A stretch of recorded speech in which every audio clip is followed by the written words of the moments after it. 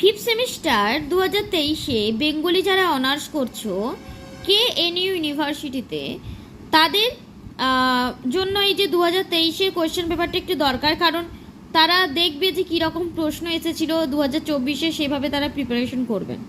তো তাই আমি এই ভিডিওটা বানালাম। এছাড়া আমাকে একজন কমেন্ট করে রিকোয়েস্ট করেছিলে যে যদি আমার কাছে কোয়েশ্চেন পেপারটা থাকে তো আমি ভিডিও দেব। তো যেহেতু আমার কাছে ছিল না, আমি অন্যের কাছে চেয়ে আবার তোমাদের জন্য এই ভিডিওটা বানালাম। তো যাই হোক, দেখে নেওয়া যাক কী কী কোয়েশ্চেন এসেছিলো। দেখো, বাংলা প্রবন্ধ নিবন্ধ, এখান থেকে কি প্রশ্ন এসেছিল। এই যে পেপারটা, এটা একটু কঠিন ছিল। এই পেপারটা কিন্তু সবাই চুজ করেনি, সবারই নিজস্ব কলেজে নিজের ভাবে এই পেপারটা চুজ করেছিল। তো এই দেখো, এই পেপারটা সাহিত্যের তাৎপর্য, ওই যে সাহিত্যের বিষয় ছিল, তোমরা দেখতেই পাচ্ছ, আর বললাম না আমি। হ্যাঁ, কিন্তু প্রথমে পড়তে যে তোমাদের যে ধারণাটা থাকবে যে খুবই কঠিন পেপার, সেই ধারণা কিন্তু একদমই নয়। কঠিন পেপার না, তোমরা যদি একটু পড়ো তো তোমাদেরও সহজ মনে হবে। এই দেখো, 2 নম্বরেও 5টি প্রশ্ন করতে বলেছে, 1 নম্বরে 5টি, অনেকগুলো অপশান থাকবে।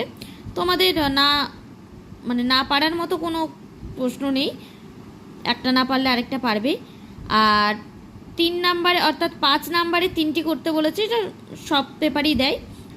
মানে এই যে প্রসেসটা যে ইয়েটা আছে, যেহেতু ফোন থেকে দেখাচ্ছি তা একটু সমস্যা হচ্ছে।